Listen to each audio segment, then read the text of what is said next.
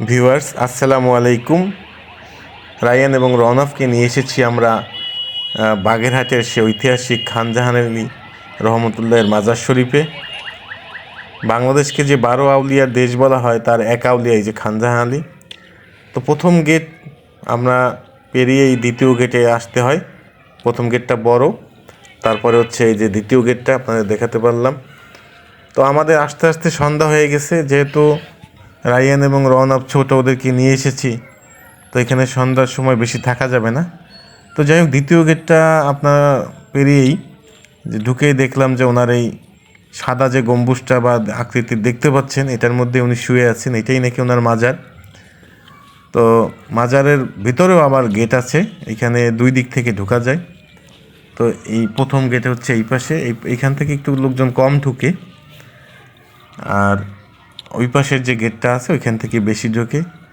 তো আমরা ভিতরে ঢুকবো না মাজারে, একবারে কবরের কাছে, তারপর আপনাদের একটু দেখাবো দূর থেকে।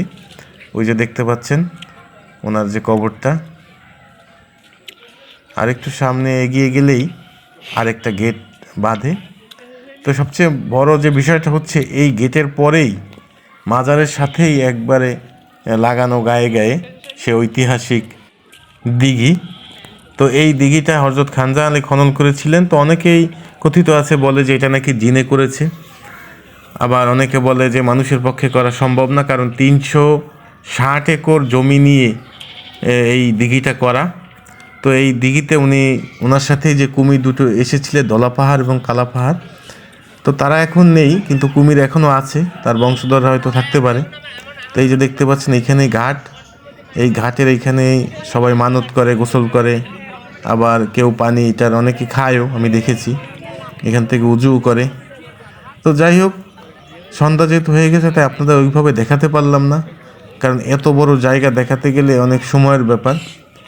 আবার আমরা একটু এই পাশে আরেকটা ঘাট আছে, তো এখানে আবার একটু শ্যাওড়াও পড়েছে পানির উপরে। তো দিনে যদি আপনারা নিয়ে যেতে পারতাম, তাহলে হয়তো কুমিরও দেখাতে পারতাম, যদি কপালে থাকে, কারণ ভাগ্যে থাকলেই শুধুমাত্র এটা দেখা যায়। কুমির উঠে আসে এবং রোদে ওরা বিশ্রাম নেয়, আরাম করে। তো আপনাদের যেটুকুই দেখাতে পারলাম চেষ্টা করেছি এর মধ্যে একটু ভালো করে দেখানোর জন্য।